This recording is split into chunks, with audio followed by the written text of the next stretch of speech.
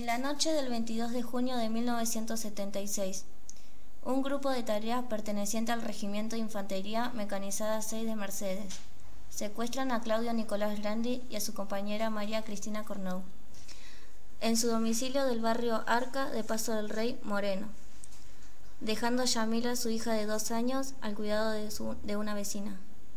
Ambos esperaban un nuevo hijo o hija. La negra Cristina estaba embarazada de 4 meses. Conversamos con Yamila Grandi en la casa de su abuela Antonia Heredia de Paso del Rey.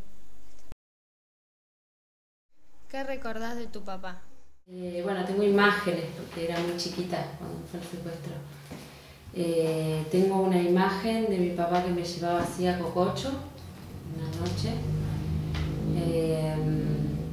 Tengo una imagen de mi papá y mi mamá que ya estaban en la cama para dormir, estaban mirando televisión y yo me asomé así y mi mamá me dijo vení, entonces los dos me hicieron un lugarcito y me fui a la cama con ellos. Tengo una imagen gustativa que es del puré que mi papá me hacía, porque quien me hacía la comida era mi papá, me hacía puré con nuez moscada.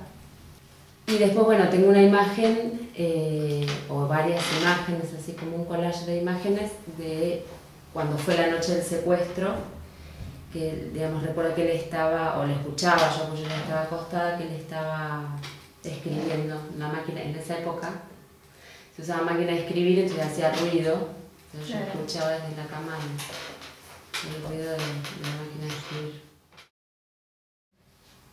Mi papá estudió las primeras letras, digamos, en Tulumba, Córdoba, que fue donde él vivió hasta sus, creo que 11 años, que es como un lugar idílico de la familia, porque siempre se recuerda a Tulumba como el momento en el que fueron muy, muy, muy felices. Y él empezó primer grado a los 4 años. No sé por qué, decisión de sus padres.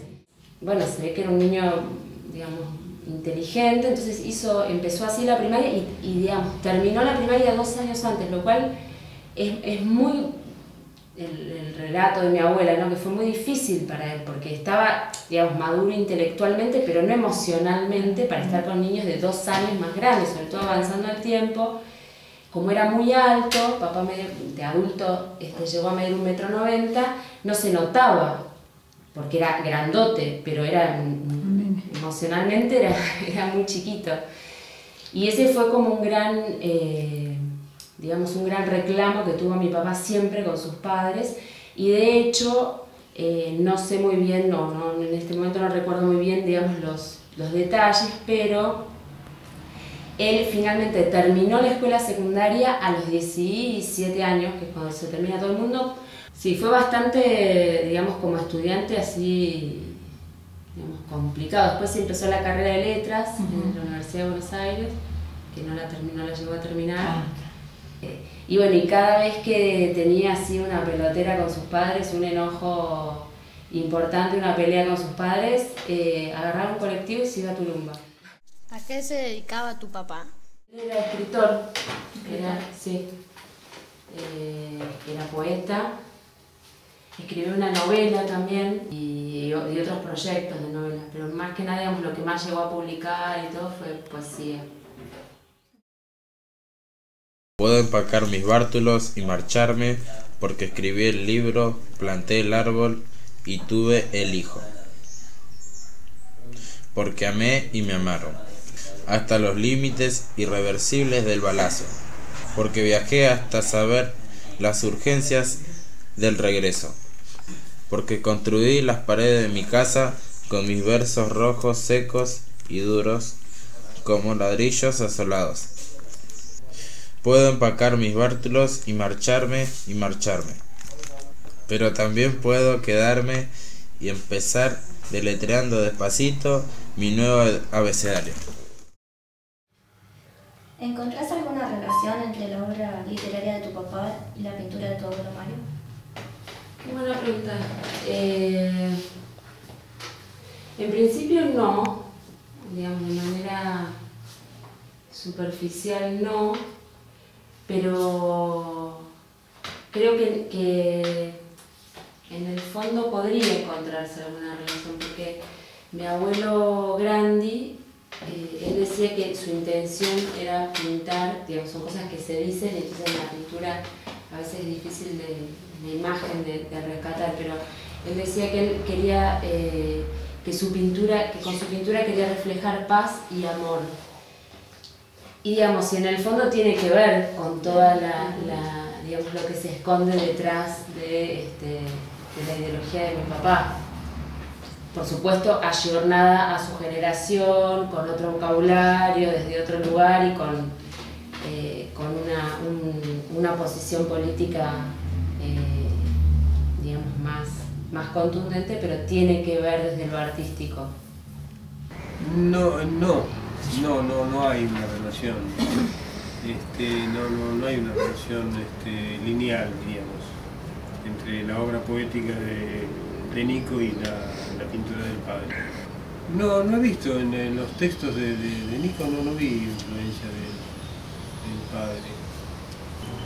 El padre era un gran pintor de naturalezas muertas, de paisajes. Lo que pasa es que como él vivía de la pintura, le pedían figuras.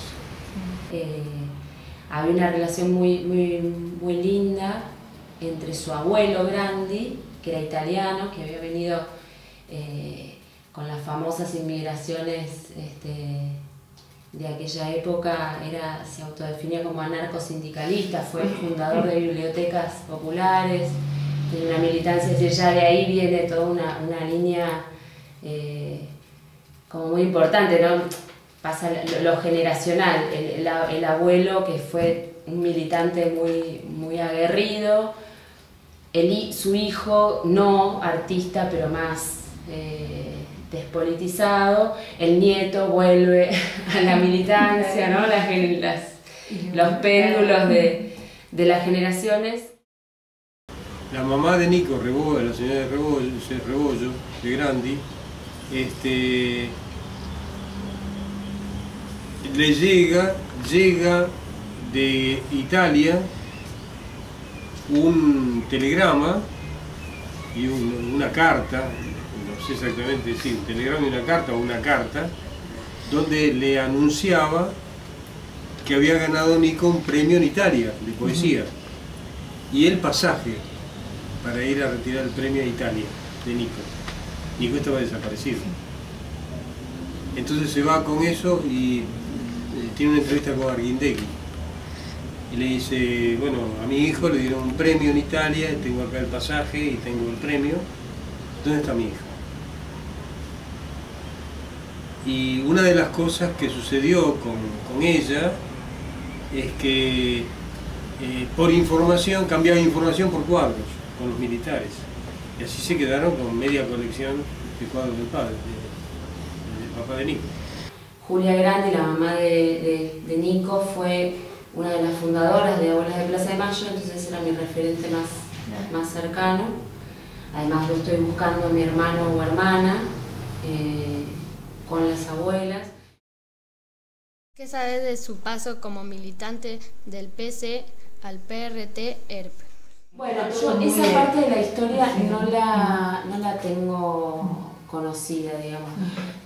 La verdad es que no he podido hacer una reconstrucción, porque de hecho la gente más cercana, la gente con la que mantengo vínculos, los conocía en el PC y no en este otro momento. Digamos, a partir de la causa, como que se empieza a hacer todo este análisis y se empieza a hacer esta vinculación. Sí. Yo tengo entendido que ellos empezaron a militar en el ERP. Porque no estaban conformes con la dirección del PC. Es muy posible también que hicieran una doble militancia. Se presentó en el juzgado Rafecas una denuncia de la cual nosotros somos abogados querellantes, integrantes del equipo de Pablo Yonto, que encabeza la querella, con 32 víctimas de un accionar represivo dentro del marco de genocidio del terrorismo de Estado de aquella época, de la dictadura del 76 al 83, y que abarca también la zona de Moreno.